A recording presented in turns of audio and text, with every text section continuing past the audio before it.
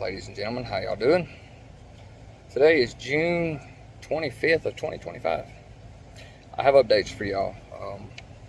We have been very busy the past few weeks, month, 2 months, however long it's been since I posted a video. We've made a lot of changes.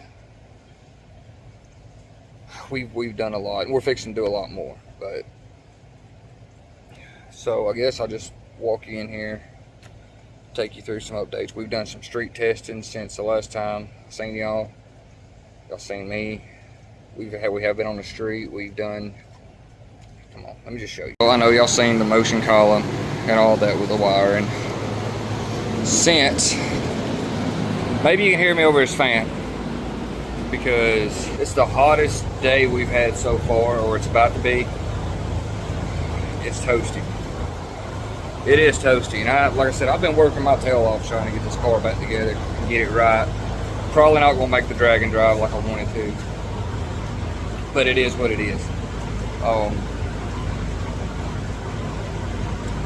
Yeah. So what I've done, y'all just gotta trust me on some of this. If you look right in there, there's a fuel pump and there's a tank. So what we've done is we now have a standalone for our night. The old girl is getting a healthy dose of C16. So that on top of the converter change I done, they loosened it up, got it all back together, got the C16 stuff done. I've got it wired through a relay that comes on with the arming switch. So as soon as I arm the nitrous, the pump is running, theoretically.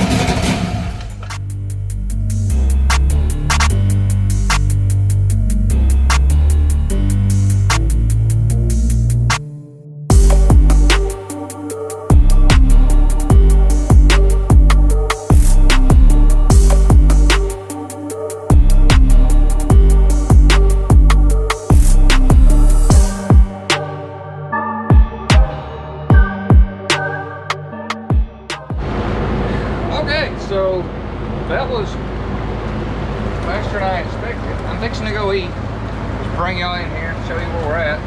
We have the starter, hi buddy, is off. Starter's off.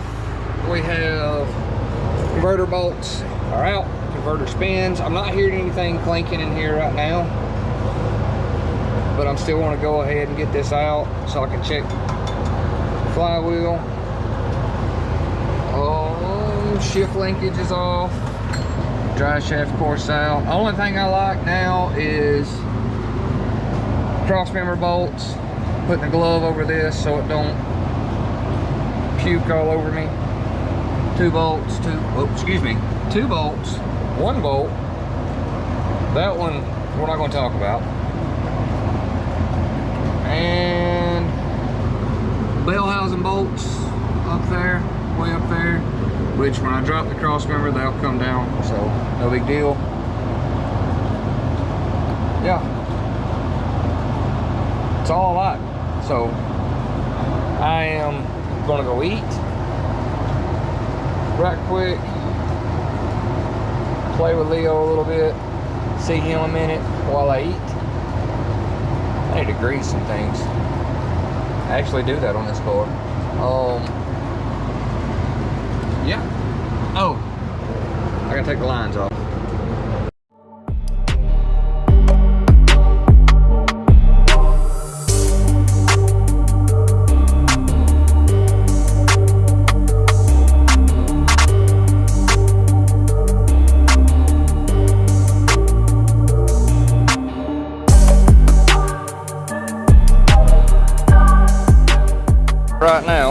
That's back out. That is, yeah. I got it over here. I thought I heard something in the trans. Thought something might be wrong. Just wanted to check everything. Thought I might have cracked the flywheel because I bottomed the car out really hard driving it on one of these back roads. Well, can't find anything wrong with the flywheel. I can't find anything that looks just out of the way. I get to checking. All right, I'm gonna try my best to make this make sense. So right here, this is the 99 factory flex plate for my car from forever ago. I took it off because the bolt holes don't line up with the Turbo 350, obviously.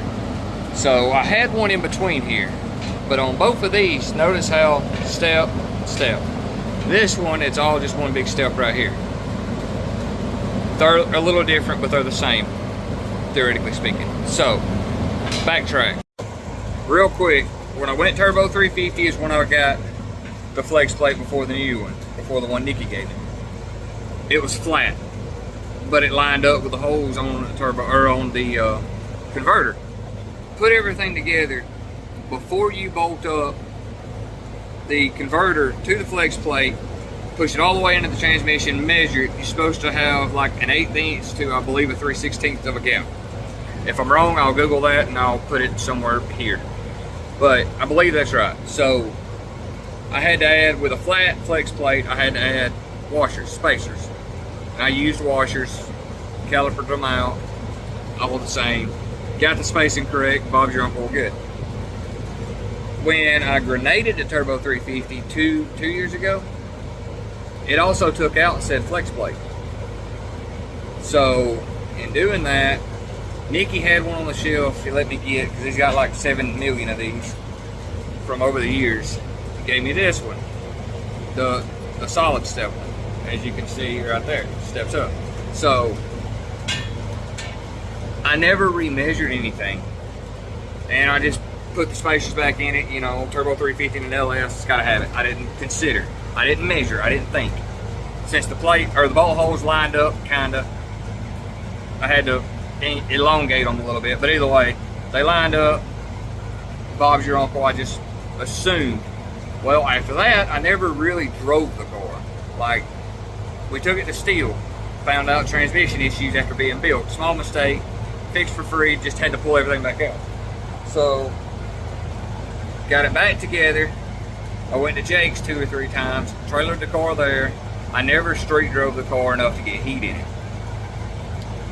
If anything, it went from my mom and dad's house to here. Well, I'm at my mom and dad's house. Mom and dad's house to my house, right down the road. So I never drove the car from Nikki's. I mean, I test drove it, but it was in the winter time. It was February, so it was cold out, so nothing was able to build heat per se. So went to Jake's, made some licks on this new setup. I had the converter redone for my actual setup. It was too tight. It was yanking the car back down too hard. I think I talked about it in a few videos ago. Either way, so took the converter back out, had it, sent it to PTC. This last time, had it fine-tuned.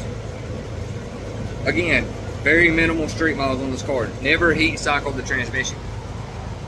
So I never got it back, put it back in the car, took it out testing, street driving, which I'll post quick videos next.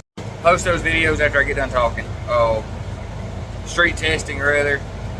Made some licks, car did phenomenal. C16, set up suspension. Data logs looked good. The one A to B pass I made, everything worked, everything was happy. We're good. Took it home, brought it home. I decided, all right, everything's good. Let's get some street miles on this thing. Go on the wire, the Holly up from a buddy's car. Got a tick on the way up there after everything heat cycled. I thought, great, broke flex plate. But it only done it with heat. So like, car could be cold, put it in gear, nothing. And it only done it in forward gears. Keep that in mind. Like first, second, third. It increased with RPM in every gear. It wasn't speed related, it was RPM related, so that tells me front. I'm thinking, all right, something may have come apart in the converter, it happens, or I've cracked the flex plate. This flex plate's fine. The converter is perfectly fine. So what I've learned is, since I never checked it, those spacers are not needed with this flex plate. It's in tolerance with this flex plate. So me having those spacers between the converter and the plate put it extremely too tight. So with heat, the converter was ballooning and it had nowhere to go except into the transmission pump. So it was just pressure on everything.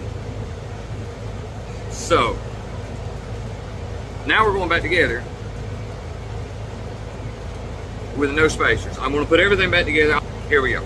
You know, they say you're not supposed to reuse these flex plate bolts because they're taught to yield, they stretch.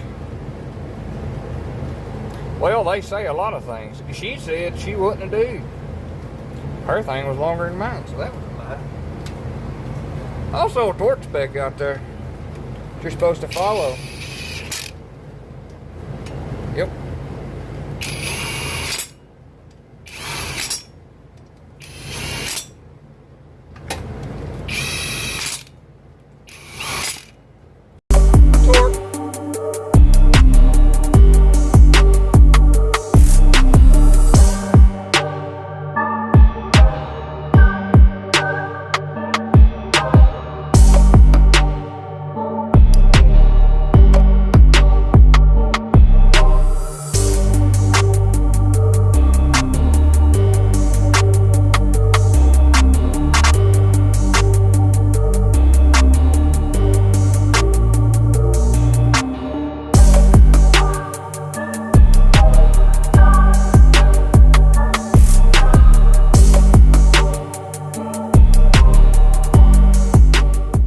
Alright, well, to show you better what I've done, so the tank's mounted there with the regulator there, that runs to the nitro solenoid. Of course, you know how all that works.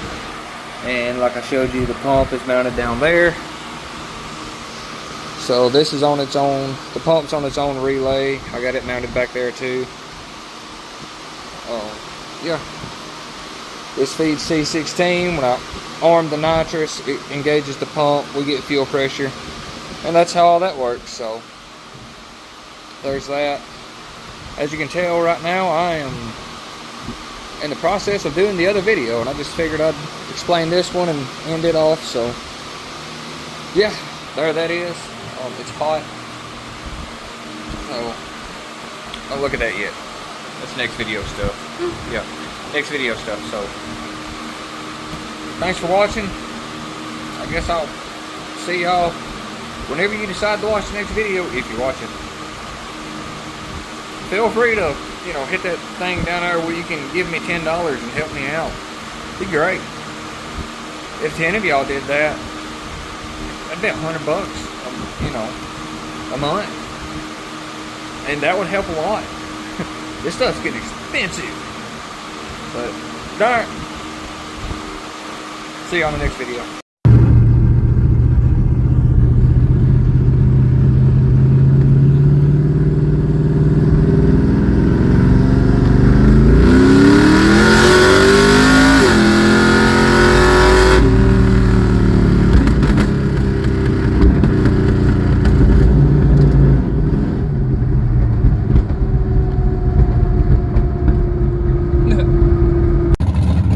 Bergen Road, wore out radials, water burnout only. We're going to start aggressive, then bring the ramp percentage as well as the time down until she is happy.